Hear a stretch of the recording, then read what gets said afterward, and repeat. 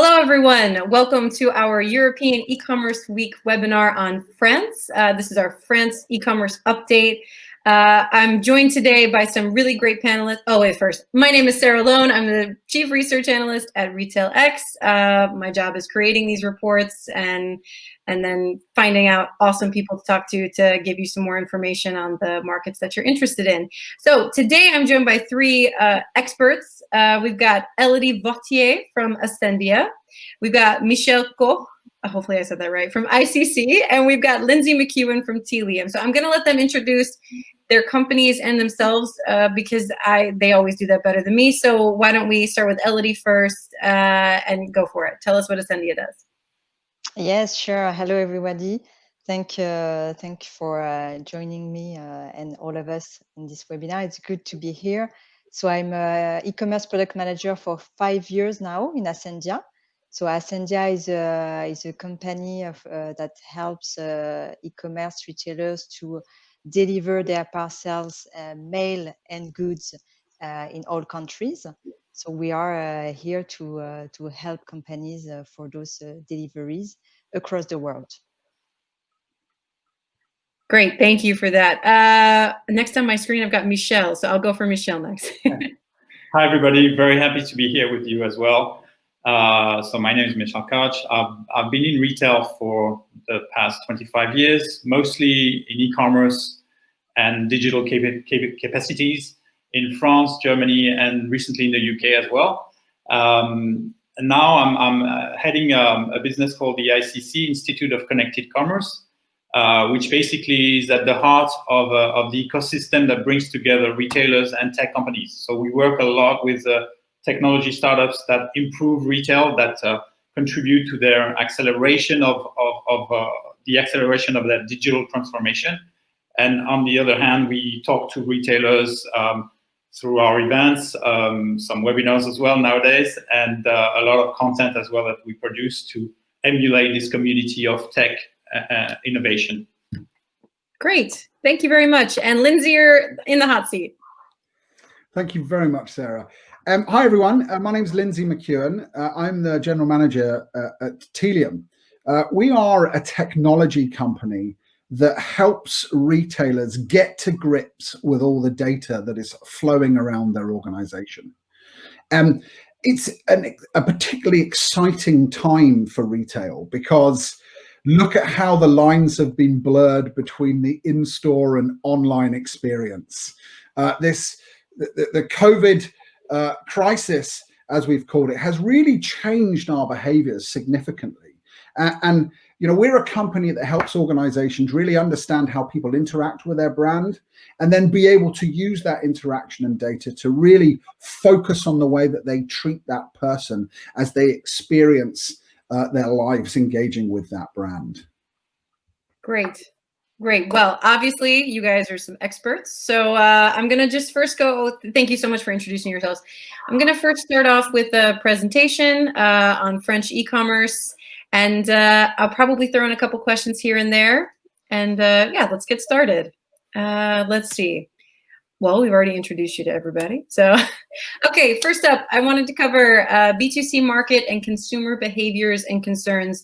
We focus at RetailX, of course, on B2C markets, so it's business to consumer. Of course, the others are important, but this is the niche that we're in. So first up, to understanding e-commerce in any market, you have to start with the infrastructure, and probably our speakers would agree with that you have to understand, well, who's actually using the internet in a country. And in most of Europe, that's a pretty high figure, but we cover the globe, so it's important for us to know. We're forecasting that for 2020, about 92% of the French population will be using the internet, which is great. It puts it on par with the UK at 96%. Actually, Norway and Sweden, I think, for 2020 are going to be at 100%. So, but France is really high up there. And then on the right, you'll see B2C e-commerce turnover. So the 2020 forecast figure, we work with the national e-commerce associations like FEVAD in France, and the forecast for 2020 is around 115 billion euros. And we do take into consideration COVID, but you know, who knows really at this point? What does that even mean? That's really hard as a data analyst to tell you. But I can say for 2019 that the turnover for B2C e-commerce was 103 billion euros, which puts it in second place next to the UK. The UK was at 200 billion for 2019. So France has a little bit of a ways to go if they're going to knock out first place, but we're on our way. Okay, cool. All right. So I wanted to cover a bit about how people are purchasing online. So for which devices essentially that they're using.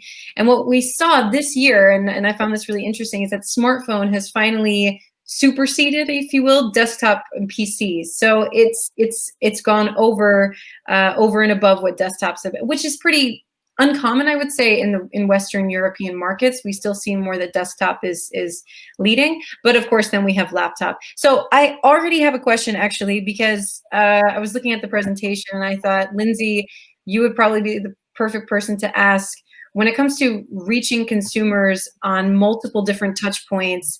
What does this data for France say to you? What kind of advice would you give to retailers knowing this information for how to reach them? You know what? It's not how to do it. It's actually really hard to do. It's really difficult to have a consistent approach to consumers, because people are thinking of each one of these devices as a single channel of communication. But actually what really happens is there's multiple entry points into a brand. And people might start on a laptop or on a smartphone and then cross over devices, but want to keep within the same vein. And also with organizations, they've got to think about, you know, what are they using these devices for? It's not just the purchase, not just confirming the actual physical purchase. You know, the great thing that I've seen with us all having to stay at home and use the internet to buy incredibly, I think we're even calling it COVID purchases now. I've got a series of terrible paintings hanging in my man cave that I've bought at rock bottom prices off eBay, which was kind of a COVID purchase. The question is, the lines are blurring between am I buying and how do I browse? COVID has taught us that the high street is probably going to change a bit. There is a real blurring between in-store experience and fulfillment and the ability to purchase. Only the other day I was in a shop and realized that I couldn't actually buy anything. It was just an experience center, and the fulfillment was done through an e-commerce channel once I'd left the store. But interestingly, they used a series of devices to talk to me in a way that was unstructured so that they could gain data. So the minute I left that experience store, I started to get relevant messages based on how I'd interacted with that individual. So it's not just about one channel, it's about how do you get the conversation to span multiple channels, and then how do you keep it cohesive? How do you allow people to jump from product to product or platform to platform with a cohesive, consistent experience? It's very hard. Retailers struggle with it. And sometimes, remember, it's not just relevant to the purchaser, it's relevant to the platform. Smartphones are great because they're the ultimate cookie, right? Location is the ultimate cookie. If I can serve you relevant data as you have a moment of truth based on your location, that could be really interesting, but it's also really invasive. Yeah, the data question is always a big one, right? And I see, Michelle, I see you shaking your head, and I want to get your opinion as well on these, also on COVID purchases, because I just find that I have COVID kilos that I've been getting, but you know. Yeah. COVID is one thing, but to follow up on what Lindsay just mentioned, I think it's absolutely right to think in terms of customer experience and not think in terms of devices. I think there was a few years ago, I would say 10 years ago, everybody that had in retail had this holy grail of having a single view of the customer, as they say. But I remember a quote from someone from House of Fraser. You may know him, Andy Harding. He used to work there. And he had this brilliant quote in a conference, I remember, that it's not about having a single view of the customer, really what really matters is that the customer has a single view of you as a brand. And that's where you want to join the dots between devices and not bother about devices, but think in terms of what is the journey of that customer, whichever device they use, and ensure that you as a brand have a consistent message, a consistent dialogue with that particular customer, and these meaningful conversations that are not lost from one device to another. Yeah. Yeah, very. It's such an very interesting thing, Michel. The single view of the customer. I've always, having worked in technology for about 25 years, I've always found that a really funny comment, because you can't really do much with a view. You need to activate on a view. And it's amazing the amount of organizations that have built a platform where right, I know what everybody does. Okay, and now what? How are you going to engage with them, and how does that journey look? And you'd be surprised how many organizations we go and speak to that don't draw out the customer journey, but think about the consumer as being a very static individual who is a kind of question answer type of being, instead of them being multi-channel, multi-question, multi-brand, multi-location. It's about pulling that all together into a single seamless. But I love that concept of the single customer view being of the customer, not of who exactly you think the customer is. That's really interesting. Yeah. Oh, well, thank you both for your inputs on this. I feel so a part of the customer journey, though, because I definitely want to hear from Elodie. I have a good slide for Elodie, the next one, because a part of that customer journey, of course, is also the delivery of the goods that they purchased or the services. So I have this one here. I thought this would be a good one for Elodie to give some to opine on for the preferences that online shoppers prefer for delivery, specifically in France. And maybe you can take one look at this and think, yeah, Elodie, that makes sense. Or I'm not sure what your thoughts are on that. Yes, completely. That makes sense. And it's the same trend we can see for a few years now. That is really the preferred method is to deliver at home, because it's very convenient. In France, we have a strong network. The postman has access to the mailbox in most of the case, because it's a standardized mailbox. So they have the key, they can open that. So it's very helpful and hassle-free for the shopper to get the parcel delivery at home, and especially delivery directly in the mailbox. And it's what we've seen also an increase when we had the sanitary crisis, because to avoid any contacts, avoid signature, to avoid to go to put-up points, to pick-up points to get the parcels. It's also a good way also to help the customers to be happy with the delivery. And it's really a trend that doesn't change so much, even if I could say it's important to give choices to shoppers, not only to propose them only one way. And it's good to propose prediction also in the way they will be delivered, which date, what place, have the possibility to change that, because maybe that day they won't be there, or they know that the parcels won't fit into the mailbox, because it can also be a limit of that. So it's good to give the choice to customers and proactively inform it. So it's to come back also to the question to the device just before.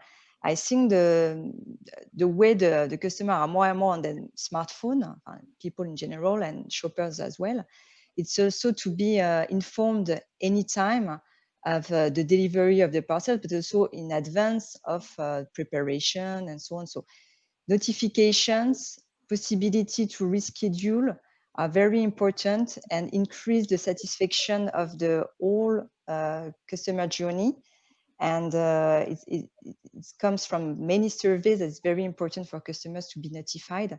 And we don't, because I don't remember, I think I've seen something on your survey, or I have it up now, but on the time to delivery, because I've been asked a few days ago in other meetings to know about the time to be delivered, and was asked if it's very important to be delivered the D-Day, to have those all the other possibilities as a click and collect or those ways. So yes, of course, it's good to propose choices to customers, But we can see that, in fact, the French population is used to have delivery in 2-3 days, and they are not prepared to pay extra to have the delivery the day after or the D-Day. So, of course, you can propose the choice, but it's not yet in the habits to pay extra to have delivery very fast. It's better to know when it will come and in a easy way to pick up the parcels. So I'm really not surprised with what is shown on the screen. Do you know, Elodie, sorry, Michel. No, go ahead.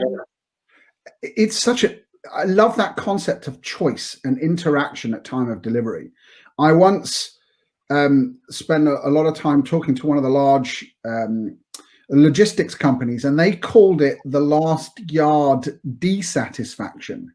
It's remarkable how dissatisfied you become with a brand because of the delivery partner and that last meter to get from the road into your house or into your business or into a relay point or into a store. And it's so critical that the way in which you interact with that partner and the choices that you give with that consumer are strong, because it reflects badly on the brand if that last meter is poorly managed. Goods are left in the wrong place. There isn't the choice. Great point about notifications, Elodie, as well. You know, it's so critical for organizations to make sure that the goods being received into the hands of the buyer is done efficiently with choice and with notification, because it affects the brand's perception with the consumer. And what could be said also is to pay attention when you speak about notifications for the retailers that maybe listen to us, is that it's good to communicate, but not to over communicate, because sometimes I had experience lastly when I ordered myself. I had notification from the web shop, from the e-commerce platform, and from the delivery carrier. So it's good to be informed, but too much information, then it leads to being over and over solicited for the same information. So just something also to be in the shoes of the shopper, and to make sure that each notification is meant to be, and not to have too much. And I agree with that, and I think you see a lot of innovative startups in that space who bring new features, like having this single view of the brand from a customer's perspective. We're coming back to this. When it comes to the delivery, you get confused because there's a sort of handing the baton to someone else. You're not sure who's in charge, really, who's going to be responsible if the delivery doesn't happen, and you want to reach out to the brand, and actually you end up being redirected to someone else. So there's solutions now happening with regards to that, like this company called Parcel Lab. They are branding the whole experience with the brand of the retailer, rather than having them confused with other suppliers in the mix, which is interesting. And I'd like to comment also on this particular screen. You see that collection points, delivery and relay points, as it's mentioned here, is very significant in France. It's fair to say that, and that's the advice for international retailers who want to trade in France, you have to have that. I remember insisting when I was with M&S a couple of years ago that when we go to France, we have collection points because it's been sort of invented in the French market, because it was a necessary thing to have when the post office is not open. You want somewhere where you can pick up your parcel. So it's very significant in terms of ask from the French consumer. And then we've seen in the recent times, the store collection in store, or drive when it comes to food retailing or DIY, having boomed in the summer.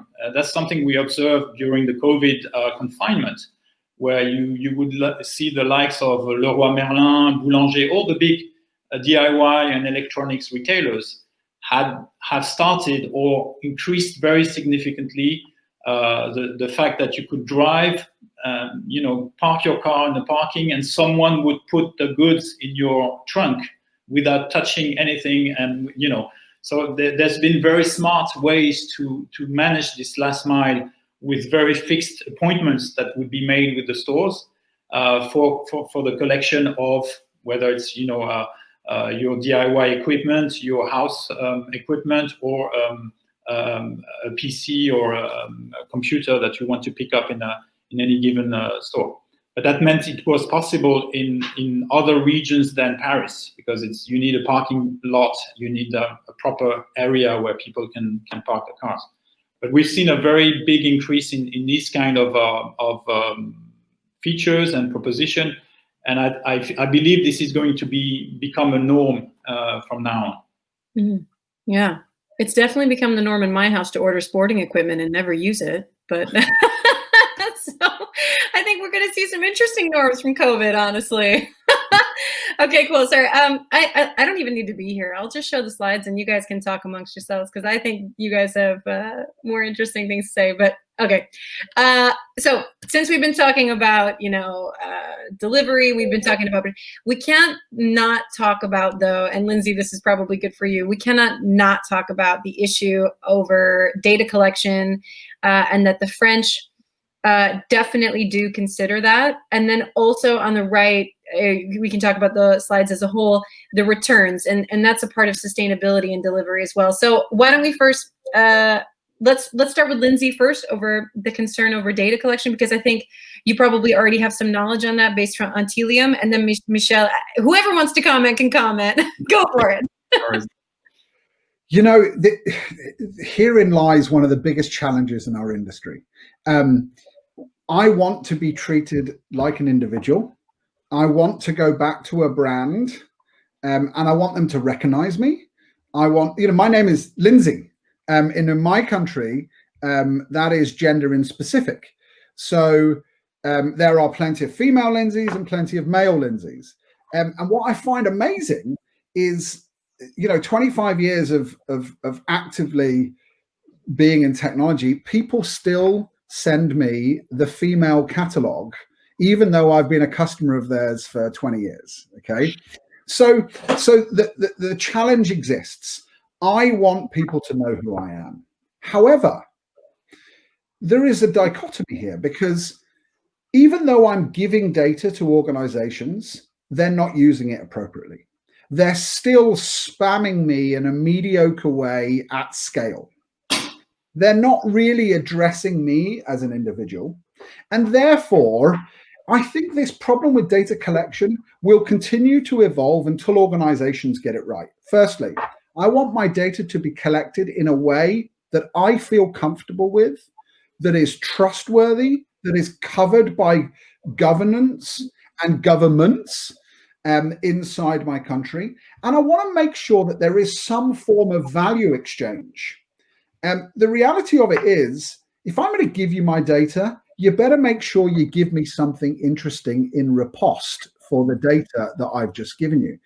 And that's the first challenge. The second challenge is, how do we really get people personalizing an interaction with a consumer at scale? Because that's really hard to do. Really hard to do, especially for larger organizations. When you think about, we always like to think about this nirvana where, as I walk to a product, my iPhone jumps into life with specifications around that product and offers. But all of this stuff is really difficult to do when there's 60 million people in the city all buying products at the same time. And the last thing to say is, remember, the legislation to catch up with data collection, it's pretty new. And it was pretty late to the party. Data collection had been happening for years before things like GDPR came over. And we're still trying to find out where that happy medium is inside the organization. Germans have got this double opt-in, and same in Holland. It's practically impossible to market to people in those countries in a kind of unsolicited manner. Places like France and the UK are a little bit behind that, and single opt-in and consent centers are all the same. But this is a subject on its own.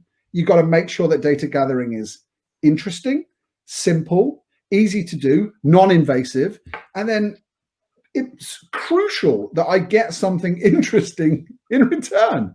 And I'll use that experience I talked about earlier. I went into a mountain bike shop, one of my favorite brands, YT Industries, local to me. I drive past, I see the big sign outside the shop, immediately turn the car around, drive in to go and have a look.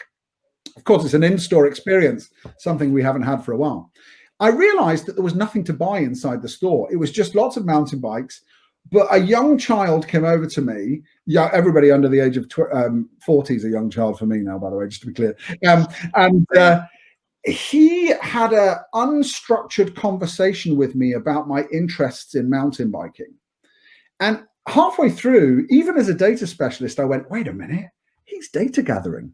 But the way in which he's doing it is a unstructured conversation about things that I'm interested in.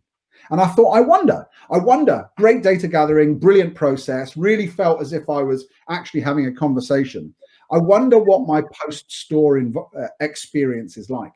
Lo and behold, I left the store, and this organization, YT, were now communicating me immediately, thanking me for my experience, thanking me for my data, and serving me content based on the conversation I had with the individual. I literally turned the car ignition off and walked straight back into the store and said, you got to talk me through the technology that you're using to do this, because it was a phenomenal experience. And I think that brands are still scratching their head as to how deep they should go, how far they should go, how much they should know about people, and how much do we really want personalization on our journey with a brand?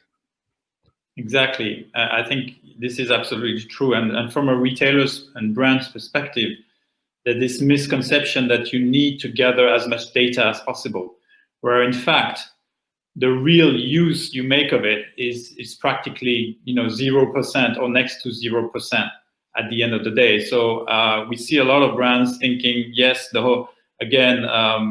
want more and more data. We need to capture everything, but actually, what for? If you don't have that initial thought process where you think, what exactly do we want to do with the data, and how are we going to explain to the customer the manners in which we are going to use this data, then it's pointless. You're just gathering stuff like you would gather stuff in your garage that you never use.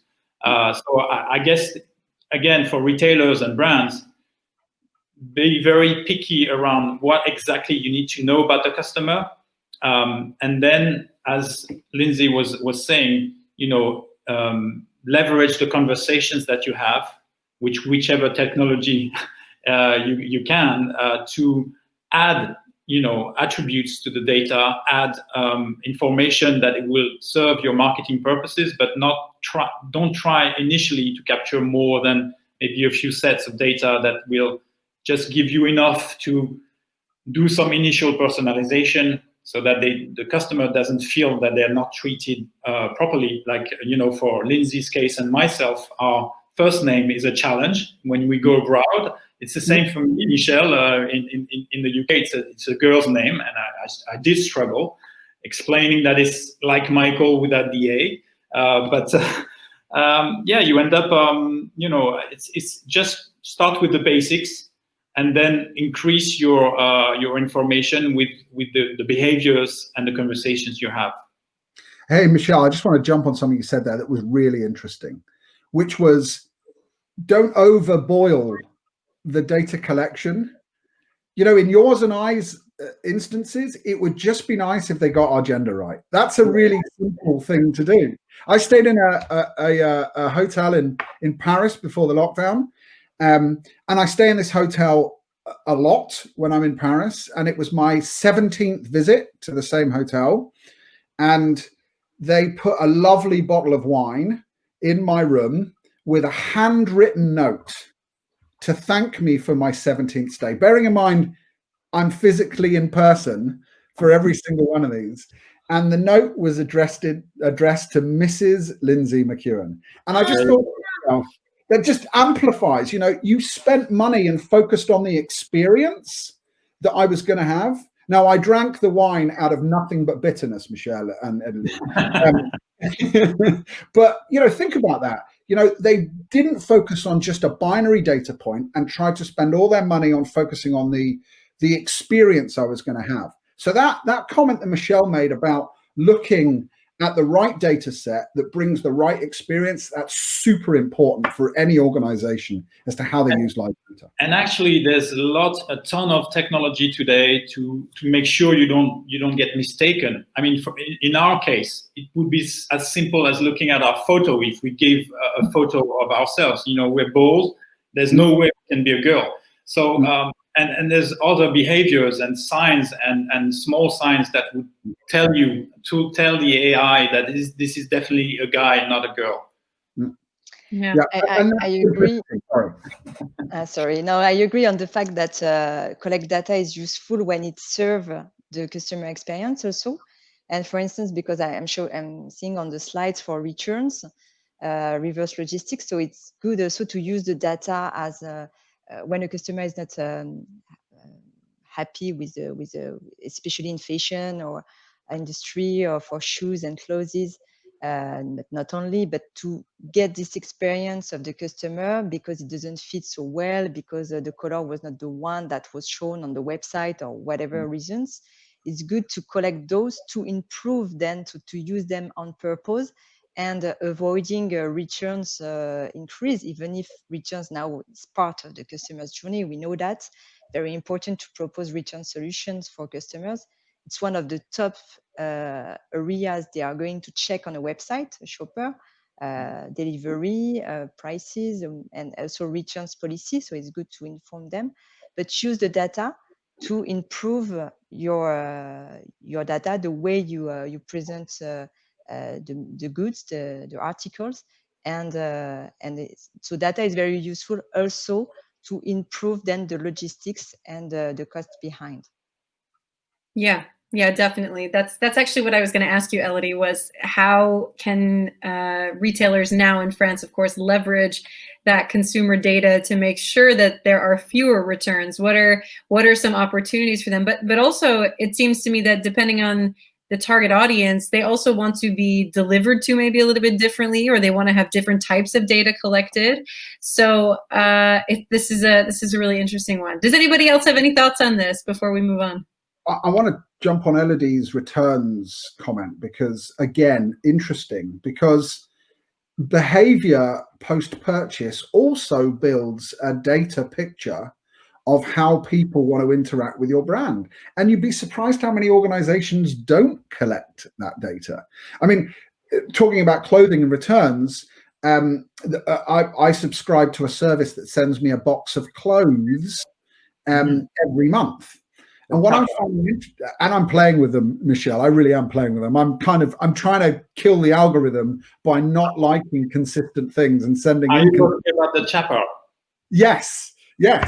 So they are using an algorithm to refine what that box should look like. Obviously, because what they're trying to do is make sure that I keep a greater share of the clothing that they send me.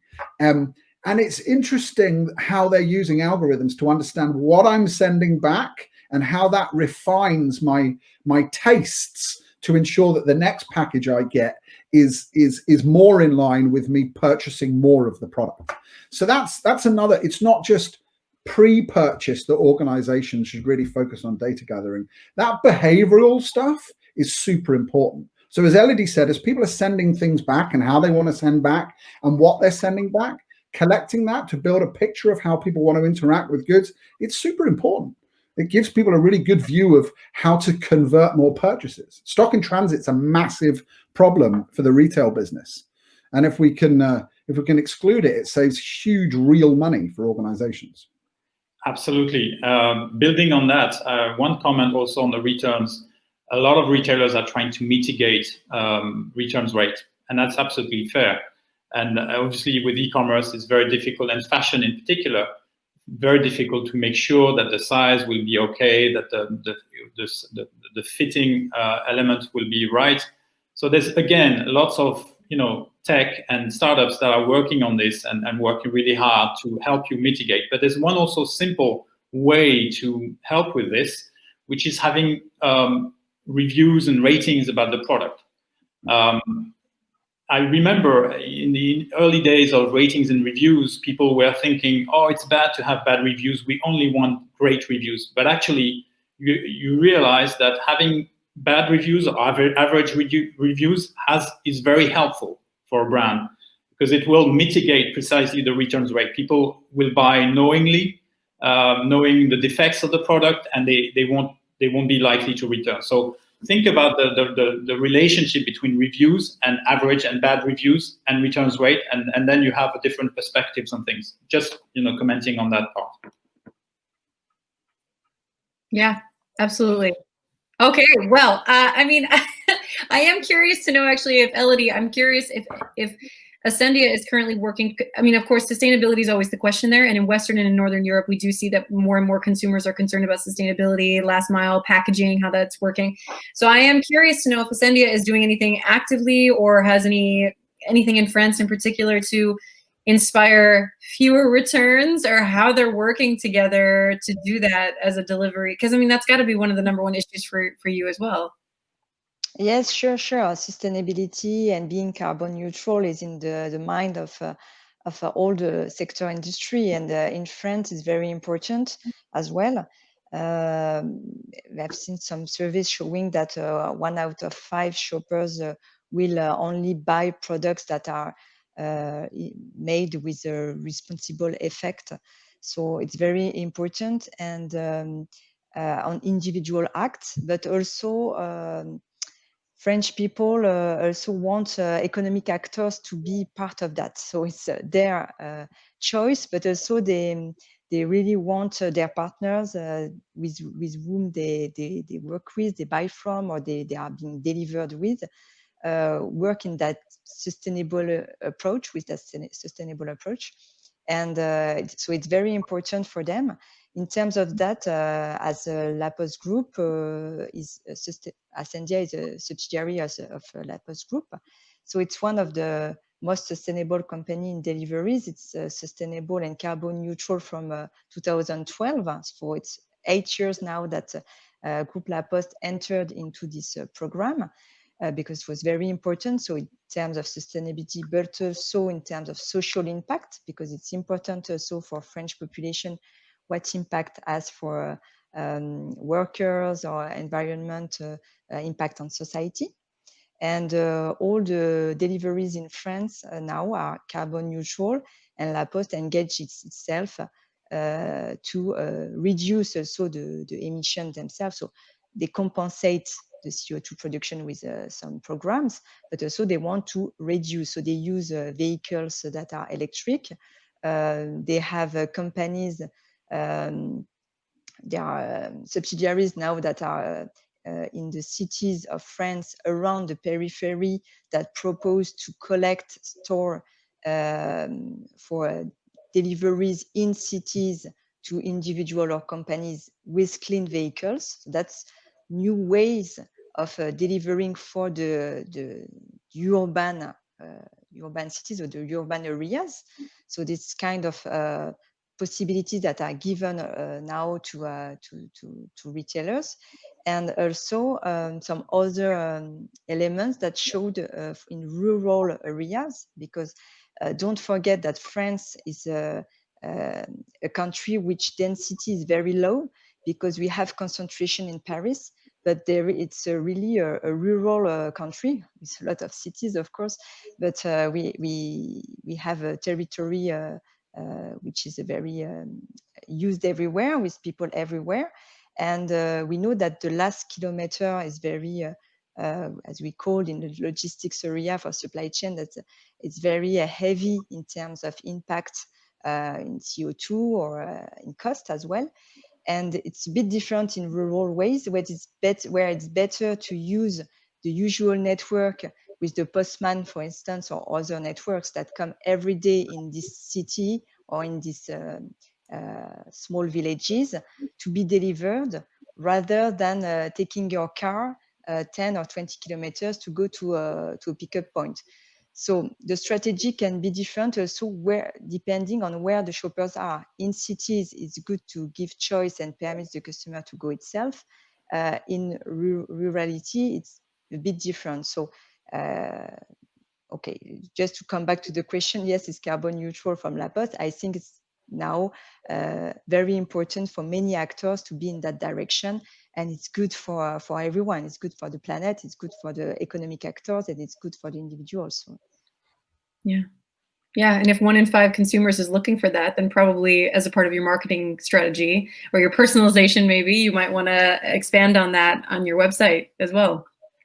Yes, completely. It's one of the mentions that can be used, that all the deliveries are carbon neutral. It's La Poste, I come back to La Poste, but entered a campaign of promotion about that a few years ago now, but launched a new logo, which is ecologic, and will really focus on that to show that realizations on that topic. Yeah, great. What's interesting, Elodie, is people will pay more for that as well. That's the interesting dichotomy. You know, the younger generations are now happy to pay more for the same good delivered in a responsible way, and that I find that really interesting, because cost has always been at the center of every decision. Yes, I'm very optimistic on that, even if I said at the beginning, there is always a gap between the individual acts versus the behaviors, sorry, what you think it's good for the planet and what you really do. So we also see for part of the population that is the cost is driving them.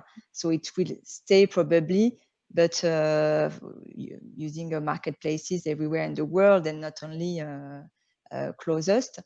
And we can see the trend is changing, but we will always have different groups of people. And it's true that the ones very concerned with sustainability is growing faster and faster every year. And you see, on top of that, you see a lot of efforts again from some of the businesses that deal with packaging, for instance, to think, you know, how can we make our packaging more sustainable?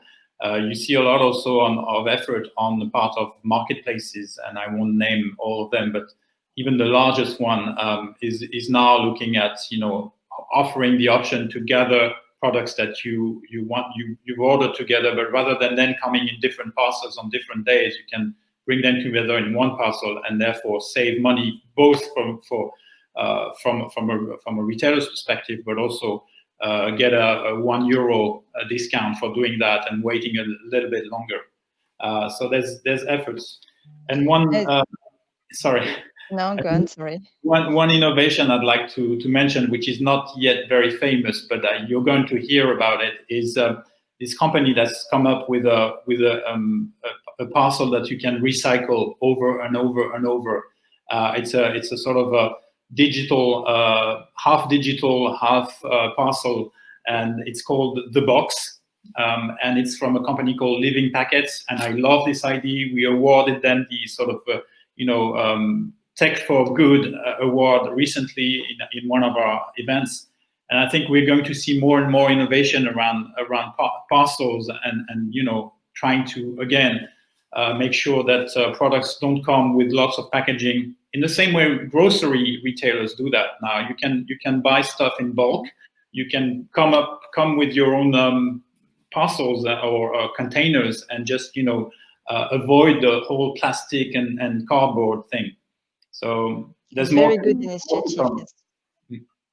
And it needs to be dealt with, because there's some hot press, you know, with us all being locked in the house. That particular marketplace you were talking about there, Michelle, I've seen some very interesting photos of recycling centers with quite literally thousands of recycled packages from exactly the same brand.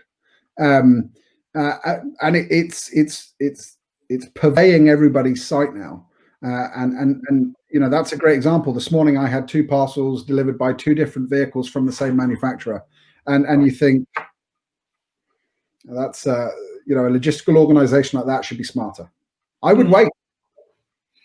Less parcels, but also using the right package, as you said, at the right size, because it's a matter of education. Where the way to prepare the parcels.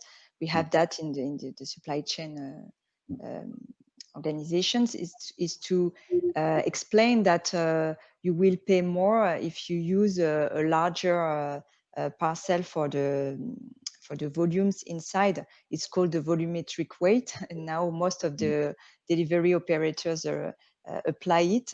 So it's better also to adapt the size of the package to the size of the goods, even if maybe to have few size regarding the usual goods that are sent, and to avoid paying more for the retailers, and also having a less impact on the emissions of carbon. Yeah. Yeah, it's great. We have a good, bol.com in the Netherlands does that really well, actually. They'll give you the option of packaging all of your goods together and then waiting for them to come all on the same day or not. So there definitely are case studies in Europe that are doing it correctly. And I think that it's just a matter of time before it's everywhere here, it seems. Okay, well, you know what? I don't even know okay, we have to talk about the elephant in the room because you guys are great. I don't even have to be here. But the elephant in the room is definitely COVID and e-commerce. And also my son, shockingly, in the Netherlands is going to come up. I don't know where that comes from, only when I don't want it. So I wanted to show you guys just some stats here that we had, which is that, of course, roughly 68% of retailers had said they had reduced activity. And I think I've got another one here. Yeah, so in terms of logistics, have you been impacted? And probably you can all opine on this. Maybe Elodie, if you want to give some thoughts first as to perhaps what you saw during COVID for logistics and supply chain issues, and what you're seeing now, perhaps as well, and then what you think the future is for that. And maybe Lindsay and Michelle afterward, if you also want to opine, that would be great. Sure. Yes, sure. It was a tough period with a general lockdown in France for almost 2 months. So it was not easy for goods to be delivered. And in terms of logistics, it affects the time to delivery because many people were stuck at home for medical reasons or with kids. And the logistics delivery company had to continue because it was one of the area where it was meant to be important for the society, for the economy. So we could be delivered of every parcel, and we know now that there was a boom also in e-commerce because many people ordered a lot online. So it was a stock of parcels to be delivered. So it affected the quality of service for most of the providers, and many PUDO points were closed, post offices as well, because of the sanitary crisis, to avoid any contact with people and so on. And we've seen also, again, to come back to the delivery to home, an increase of this method because of the arguments I explained before, a distance, no contact with people, and because some other networks were closed. So we've seen this new mode, this mode that already exists to increase. And also we've seen some relocation of after lockdown, some customers that relocate their production. Maybe we don't know yet, but some plants were saved by some brands everywhere. But at least their stock closer to the shopper, to the final destiny, to avoid this kind of issue in to have a break in this logistics journey. And it's what we can see really has changed is the kind of delivery method, and also the possibility to relocate and to have a closer transport from the warehouse to the destiny. I don't know if you noticed other elements on your way or other trends due to COVID. Oh, yeah. Maybe Michelle. Yeah. I mean, obviously, yeah, you're absolutely right. Confinement was terrible for some sectors. It was an opportunity for others. We've seen a lot of retailers. I mean, at one point they were able to do e-commerce, and then they were not. The hardly struck sectors during that period where the fashion retailers had a very hard time, and they didn't really. Not all of them went online or transferred to online, or were able to do that. But we saw a lot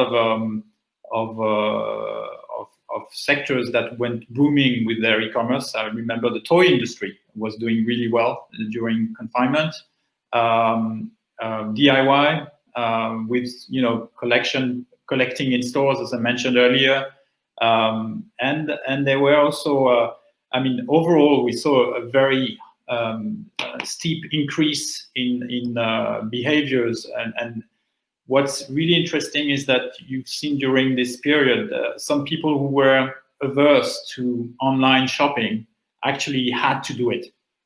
And it has converted this fraction of consumers who never really wanted to order online, or were hesitant, or struggled with the idea of sharing their bank details and so forth, actually having to do it. And as they did that, they became more, they were forced into it, but actually now it's this fraction of new customers that were hard to get that are getting into the habit and actually realize that it was not such a big thing to do. And so when we talk to retailers, we hear a lot of them saying, well, we've gained a lot of online customers who are actually loyal and are repeat customers. And so there was I think since the end of lockdown, plus 26% was achieved in e-commerce overall. Mostly in the non-food sector, but also in the food sector, that was massive. I mean, they were not used to ordering food online, and in France it became a thing to do now. During containment there was like plus 20%, and after containment you could see that actually people got into the habit of ordering online, and it was even higher. So let's see what happens. But overall, I think, this year has been a very solid accelerator of e-commerce, and it's for the long term. Yeah, Lindsay, would you like to give some thoughts while I move out of the sunlight? There's a couple of things that we saw from our customers that I thought were very interesting. The first one was brand agility.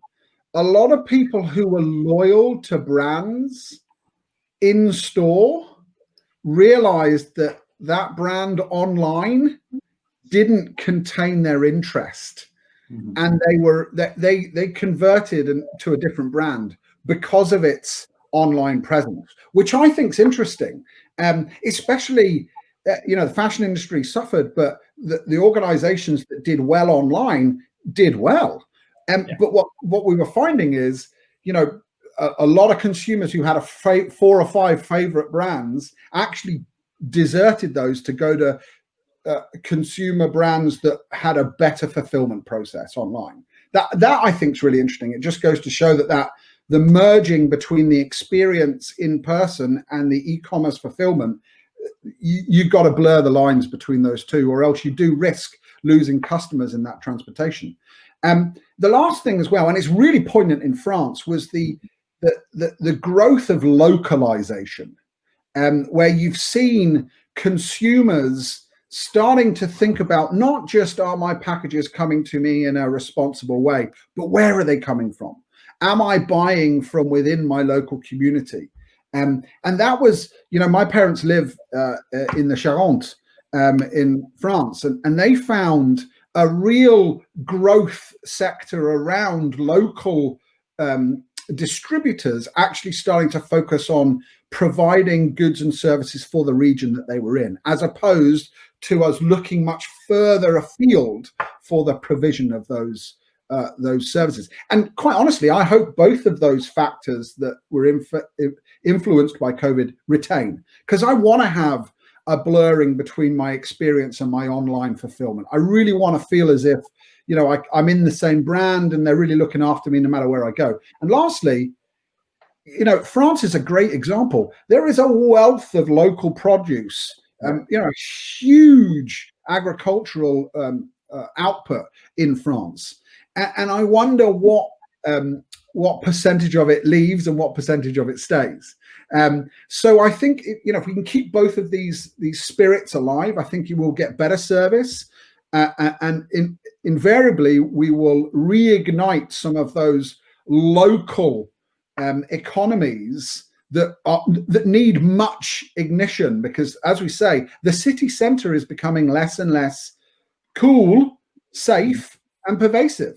So I wonder if post-COVID, once this economic machine starts going again, whether or not we'll retain these wonderful aspirational devices that we have in retail. Yeah, that's a great question. I also wonder what will happen in all the economies, but definitely in France as well. Buying local is something that we notice in the trends as well. Well, you know what? Those were the panelist questions. I think you guys answered everything. I think my because I know now I've held up your time for a whole long time. What I just want, this is my wish, if you could, each of you give maybe your top 3 pieces of advice that you would give to a retailer who's entering the French market. And that could be from another European country, could be from outside of Europe entirely. If anybody wants to broach the Brexit topic, you're totally welcome to do that. I'll just leave. We have time. We have about 4 minutes. But so why don't we start? Okay, since I started with Elodie first and Lindsay, why don't we start with Lindsay, and then we'll go to Michelle and then Elodie for what are your top 3 tips, pointers, tricks, whatever, for retailers looking to enter the French market in e-commerce? Well, let's deal with Brexit first, shall we? I want to be more French, not less French. Let's be really clear. I do not, those of us who remember Britain in the 60s and 70s will remember the food. It was tragic. So actually, I don't want to be more British. Seriously, for retailers, especially in France, as an organization that came into France from outside of France, being genuinely French is extremely important for French consumers. There is a very patriotic purchase fever within the French nation. Otherwise, why would anyone else buy a Citroen? And when you come into France as an external organization, it's incredibly important that you build a French culture, that you employ French staff, that you put localized fulfillment on the ground in country, because it's an important part of the relationship between the consumer and the buyer. It's certainly in my experience. Localization is a huge driver already within the French nation. And exploiting that as an external organization coming in is also incredibly important. Not just fulfilling from France, but manufacture as well is an interesting thing for organizations to look at. And last but not least, is to remember a very interesting comment that Elodie made earlier. France is an extremely big country, and it's not just all in Paris. Everybody just thinks France is Paris, right? There is a huge agricultural area outside of Paris, and there's a north-south divide. And remember that it is, my parents' next door neighbors in France do not believe that Paris is part of France. Okay, Paris is Paris. This is France. and understanding the complexity and differences to the various different areas and how you serve them is super important for anybody looking to move into the French market. Great, thank you for that, Michelle. I agree on the localization part. I agree with you, Lindsay. And I think if you want to trade in France, again, you have to understand the ways of shopping of the French customer. They're different. They are averse to intrusion in their private life. As we mentioned earlier, they want collection points. And don't forget about that. You want to enable some payment methods that are not necessarily present elsewhere, etc., etc. It's all about understanding the journey and the typical and the expectations of the French customer and matching those in a special way. The language is important as well. You talk about localization. It's not just about translating what you do in English into French. It's about transcreating so that you sound French and you resonate with the French customer in your tone of voice, in how you make jokes and stuff like that. So it's cultural as well, and you want to give them a sense that actually they're shopping with a French brand that they could find next door, and also it's very much about, as you said, giving them a sense also of what you bring to the economy.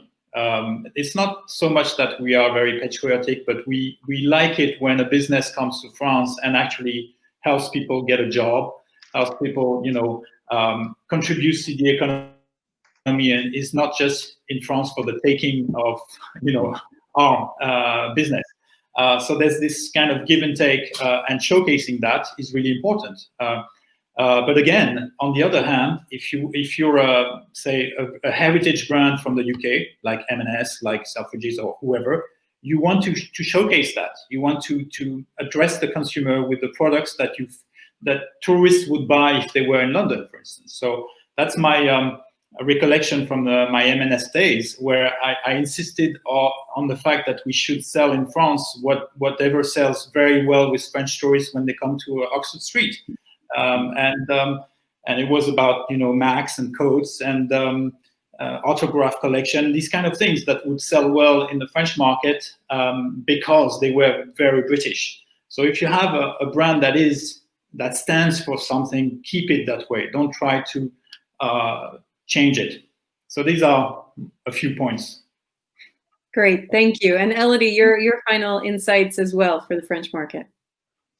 Yes, I had the one of Michel about the language. It was one of my elements I had in mind. So yes, local experience, because French people don't speak so good English or other languages, Russian, Italian, whatever. So it's good to have a local experience in French, but also if you spoke about the way to pay. Also, French people are very attached to credit card. So it's not the only way. We have an e-wallet as well, but almost 80% of the payment are made with a credit card so far. And if you are not, as a retailer, ready to go with your web shop directly on the French market, you can use, of course, the e-commerce enabler we know. So marketplace, for instance. So we know the biggest one. But in France, there is a particularity that Amazon and eBay, of course, they count a lot, but they are not the only one. And there is a strong part of the sales that are made with specialized marketplaces or French marketplaces. I'm thinking about Cdiscount, VP, with La Redoute, Fnac Darty, depends on the kind of products you are selling. Some are generalists, some not. So it's another way maybe to help to start with, to see if there is a attract for the products. And in terms of delivery, of course, it's good to give the choice. We said that, to propose what is best, because there is a very specificity with the access to the mailbox in France, so to the home by the deliveries partners and the postmen. And what makes me think about the third things is about Brexit, but it's about new regulations that come into force next year about if the goods are coming from out of the EU, you will be applying with VAT without any threshold now in the 1st of July 2021.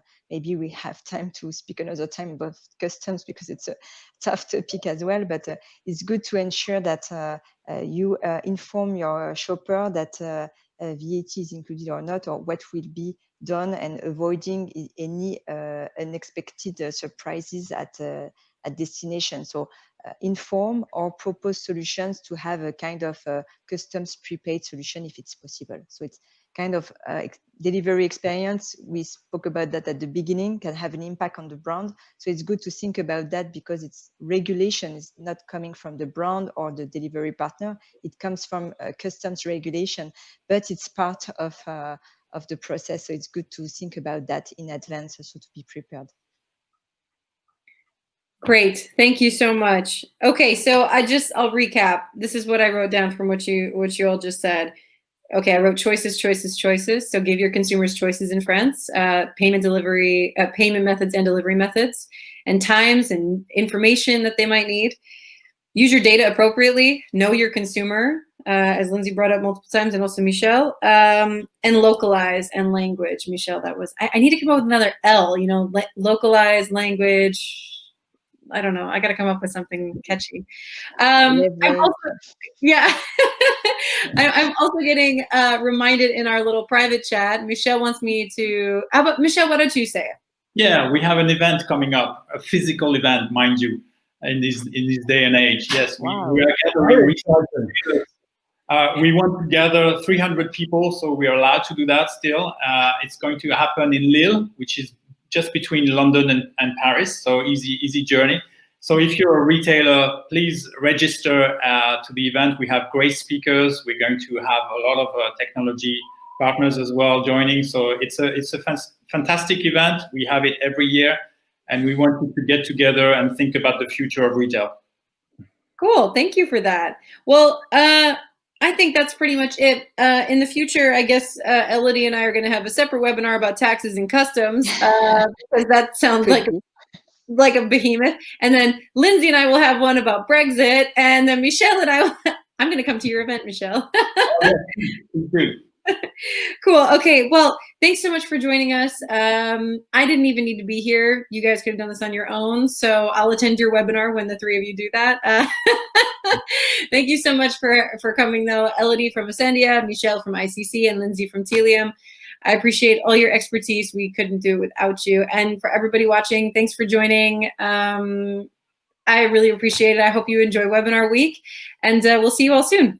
Bye. Thank you. Bye-bye.